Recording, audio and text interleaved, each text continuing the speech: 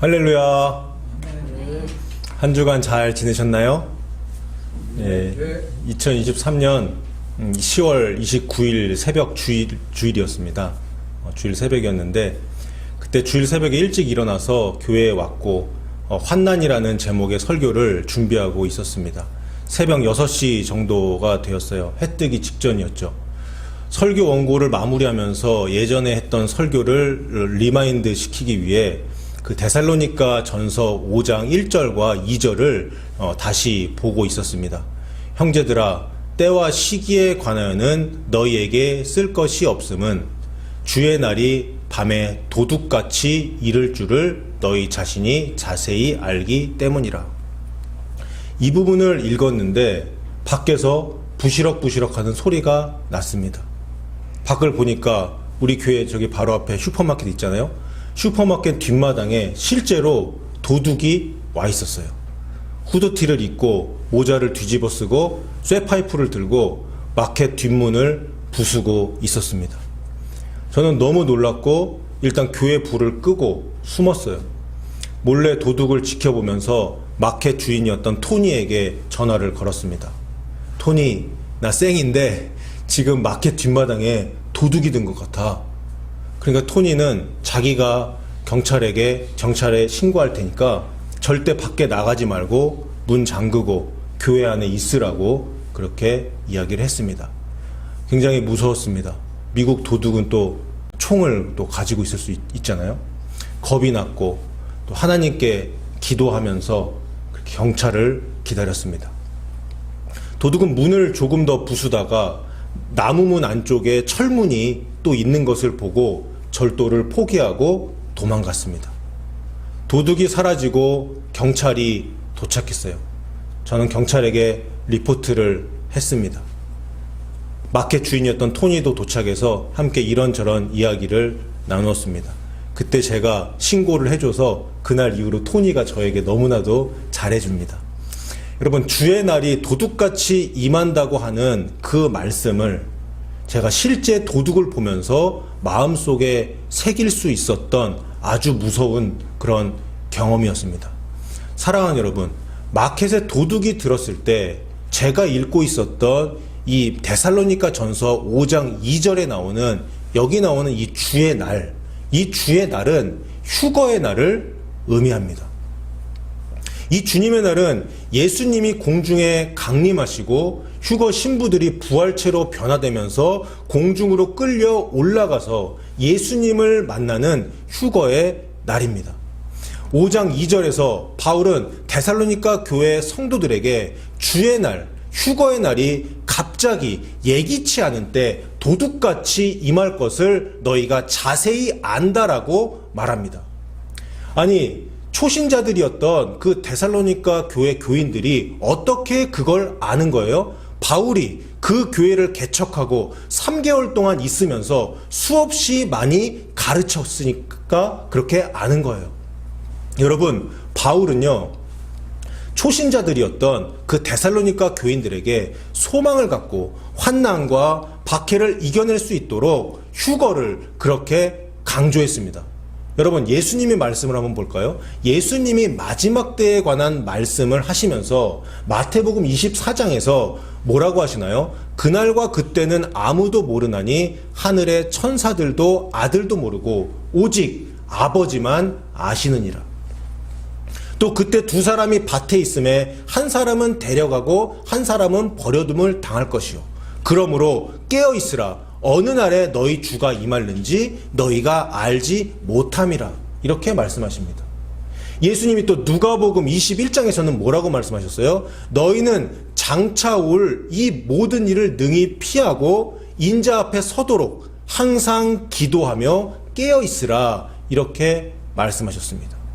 또한 예수님의 수제자 베드로는 다음과 같이 말했습니다. 우리 다 함께 베드로 후서 3장 9절과 10절을 읽어보도록 하겠습니다. 시작.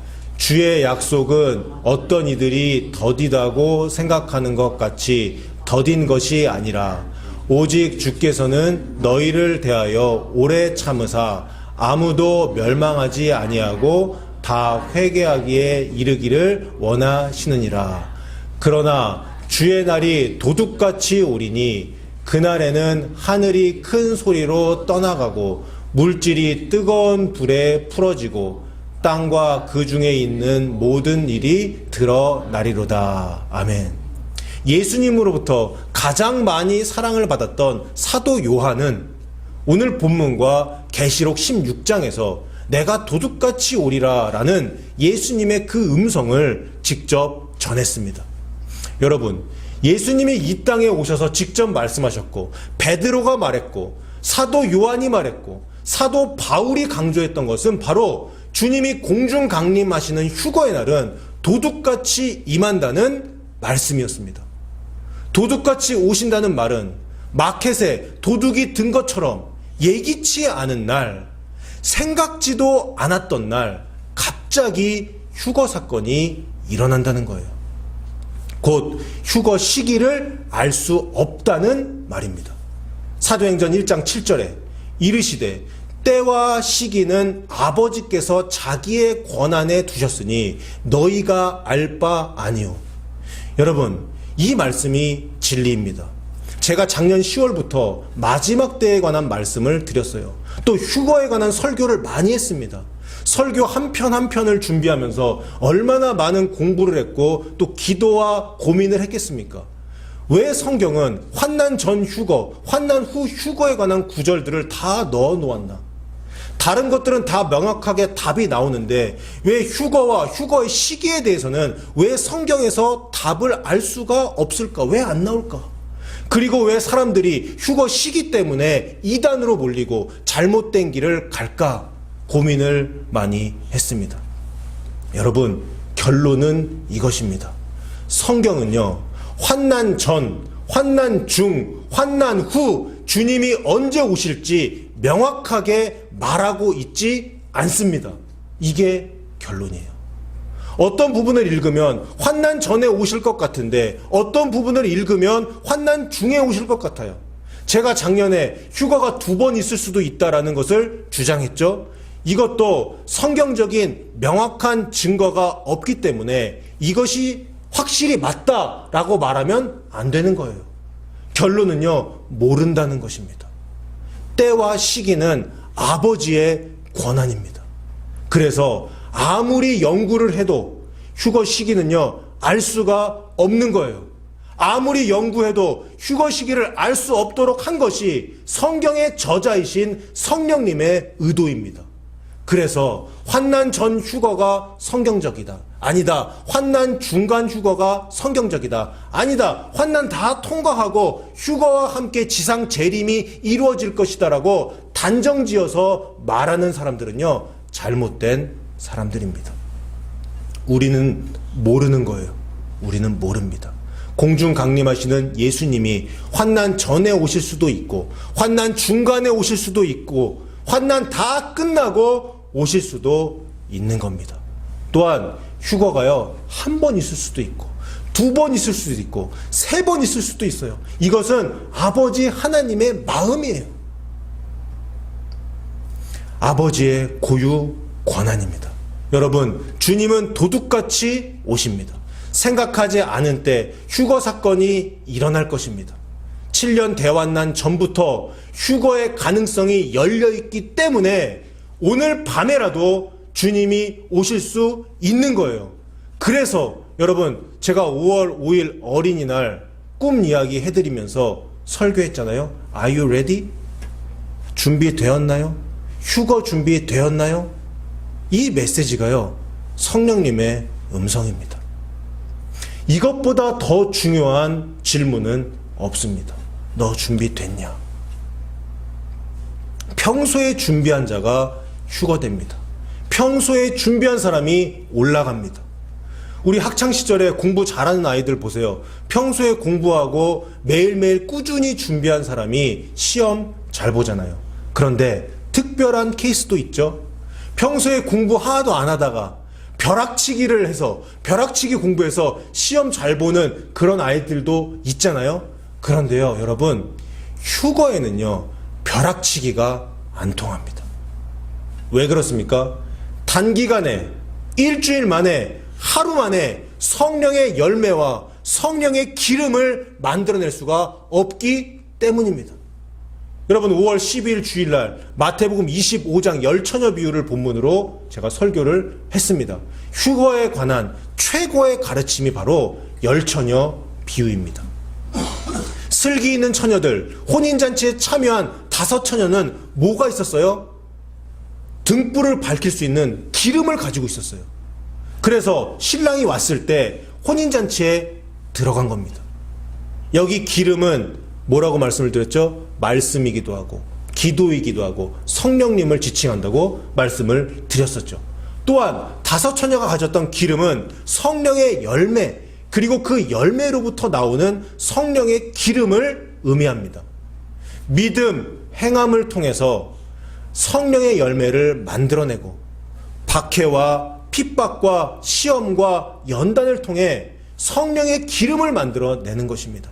이 기름이 있을 때 성령의 불에 의해 발화가 되고 신부가 비로소 등잔불을 기름을 통해 밝힐 수가 있으며 신랑을 맞이하게 되는 겁니다. 그러니까 여러분, 열매와 기름을 만들어내는 것에는 지극정성이 필요하고 사랑의 실천이 필요하고 인내심과 절대적인 시간이 필요합니다. 그래서 휴거에는 벼락치기가 통하지 않습니다.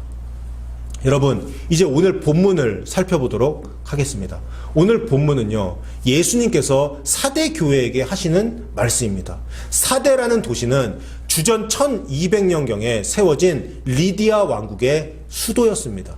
그리고 페르시아 제국의 소아시아 지역 수도였습니다. 황금의 도시라는 별명을 갖고 있었어요. 그래서 이 사대는 화려했던 도시였고 굉장히 부유했던 그런 도시였고, 그 다음에 금전으로, 금으로 만든 주화를 최초로 만든 그런 도시였습니다. 사대 교회는요, 이 사대라는 도시에 세워진 교회인데요, AD 1세기경에 이제 개척이 되었는데, 그때 한때 명성을 크게 떨치기도 했습니다. 그렇지만 물질적인 풍요, 그리고 내적인 타락, 그리고 세속화로 인해서 교회는 쇠퇴의 길을 걸었고 교회가 사라져 버렸습니다. 오늘 본문 1절을 보겠습니다. 예수님이 사대교회 교인들에게 이렇게 말씀하십니다. 내가 너의 행위를 안다. 네가 살았다 하는 이름은 가졌으나 죽은 자로다. 사대라는 이 헬라어의 뜻은요, 남은 자, 영어로는 렘넌트입니다. 렘넌트. 남은 자라는 뜻인데, 이름의 뜻은 살아남은 자, 살아있는 자, 이런 뜻, 의미인데, 예수님은 죽은 자라고 평가를 하셨습니다. 여기서 죽은 자로다 라는 문장을 보면 헬라어 문법에 과거형이 아닌 현재형을 쓰고 있습니다. 이 말은 편지를 쓸 당시에 교회와 교인들이 영적으로 죽어가고 있는 상태임을 나타내 줍니다. 사대 교회에 대한 주님의 책망은요, 바로 죽은 신앙에 대한 것이었어요. 사대교회 성도들의 신앙을 죽게 한 근본 원인이 무엇이었습니까? 그것은 바로 돈과 세상을 사랑함이었습니다. 겉으로 보기에는 좋은 예배당에서 편안하게 예배를 잘 드리지만, 그렇게 신앙생활을 잘하는 것처럼 보였지만, 사대교회 성도들의 마음 가운데는 예수님을 사랑하는 마음이 아니라 돈을 사랑하고 쾌락을 사랑하고 세상을 사랑하는 마음으로 가득 차 있었던 거예요. 어쩌면 사대교회 성도들은 이렇게 말했을지도 모릅니다. 나는 예수님을 잘 믿어. 나는 은혜로 구원받았어. 그런 고백을 하면서 말씀은 행하지 않는 그런 신앙인들이었을지도 모르겠어요. 사대교회 교인들이 입으로는 예수님을 시인하지만 행위로는 부인하는 그런 신앙인들은 아니었을까요? 예수님은 너의 믿음을 안다라고 하지 않으셨습니다. 예수님은 너의 행위를 안다라고 말씀을 하셨습니다. 행위 심판의 원리입니다. 여러분, 진짜 믿음이 있으면 행함이 나올 수밖에 없습니다. 진짜 믿음이 있으면 말씀을 실천합니다. 진짜 믿음이 있으면 행함 다음에 나오는 인내로 구원을 이루는 것이에요. 결국 사대교회는 겉으로 보기에 신앙생활 잘하고 예수님 잘 믿는 교회 같았지만 실상은 영적으로 죽은 교회, 실상은 지옥 갈 수밖에 없는 명목상의 크리스찬들만 배출하고 있던 교회였습니다. 영적으로 죽은, 영적으로 잠들어 있는 사대교회에게 예수님은 2절에서 이렇게 말씀하십니다. 영적으로 잠자고 있는 사대교회 사람들아, 이제 영적인 잠에서 깨어나라, 일어나라, 이렇게 말씀하십니다. 3절에서는 구체적인 처방을 말씀해 주시는데요. 네가 어떻게 받았으며 어떻게 들었는지를 생각하라고 말씀하십니다. 무엇을 받았어요? 무엇을 들었나요? 복음을 받은 것이죠. 복음을 들은 것이죠.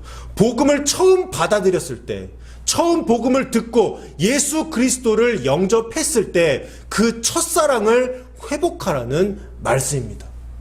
지금은 입으로만 믿는다고 하지만 이제는 믿음에 따른 행위를 통해 말씀을 지키고 죄를 끊어버리고 회개하라는 권면입니다.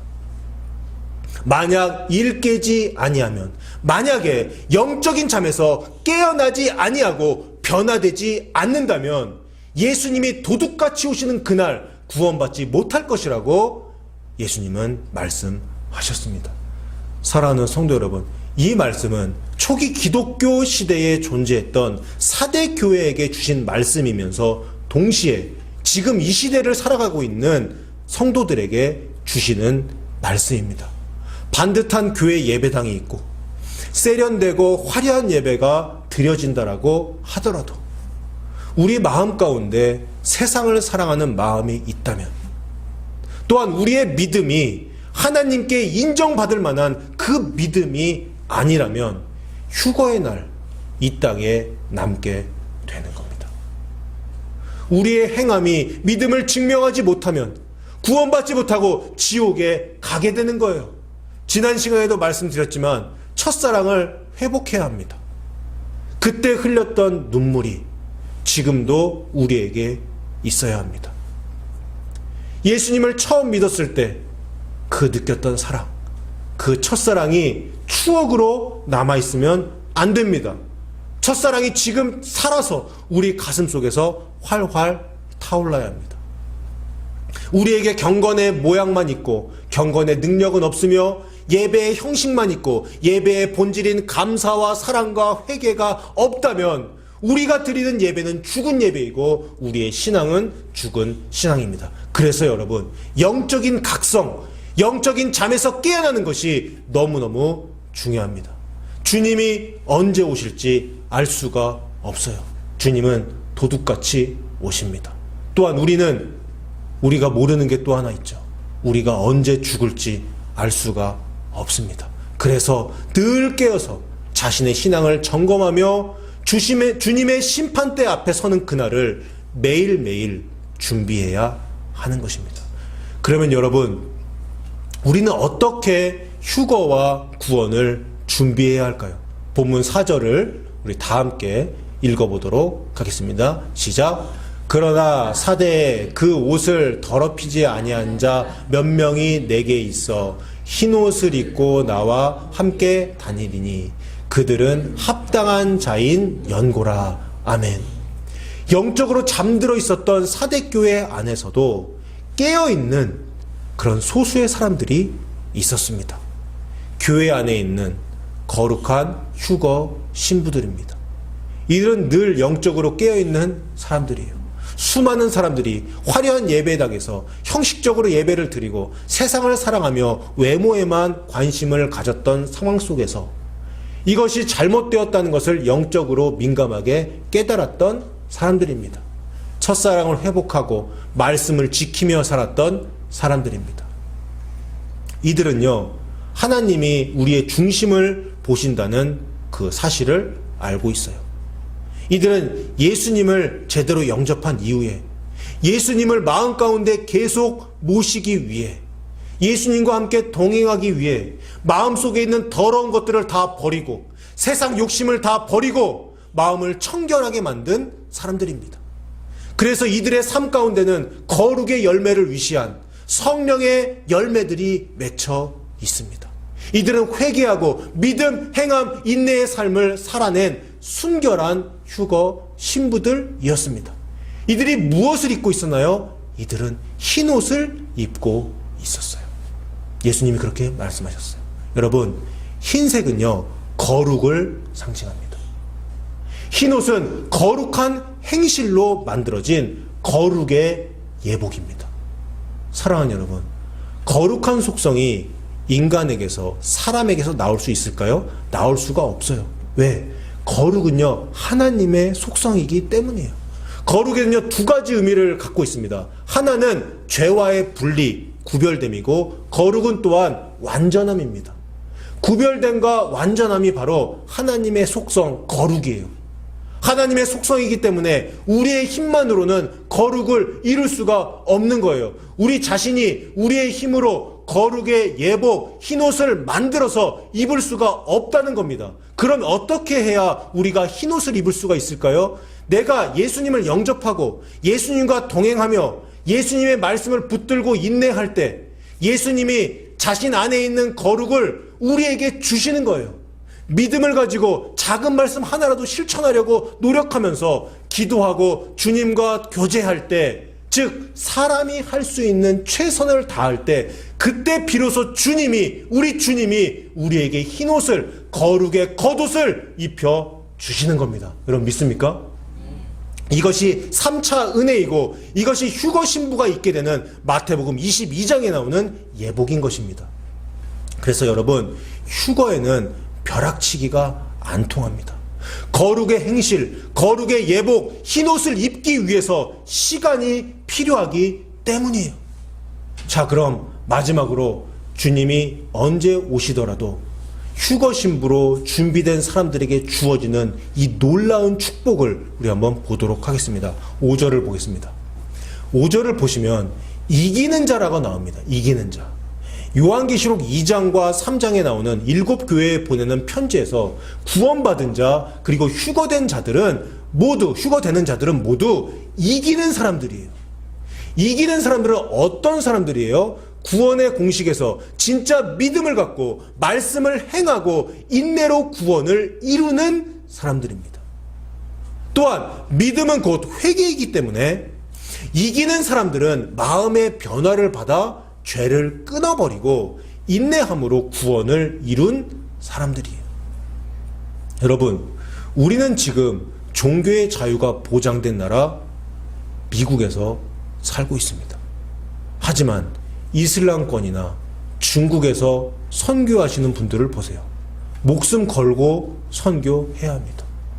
믿음, 행함, 인내, 이것이 거기에서는 종교의 자유가 보장되지 않고 기독교인들을 핍박하는 나라에서는 정말로 행하기가 어려워요. 생지옥인 북한을 보세요. 성경책을 갖고 있다는 이유로 수용소로 끌려갑니다. 죽임당합니다.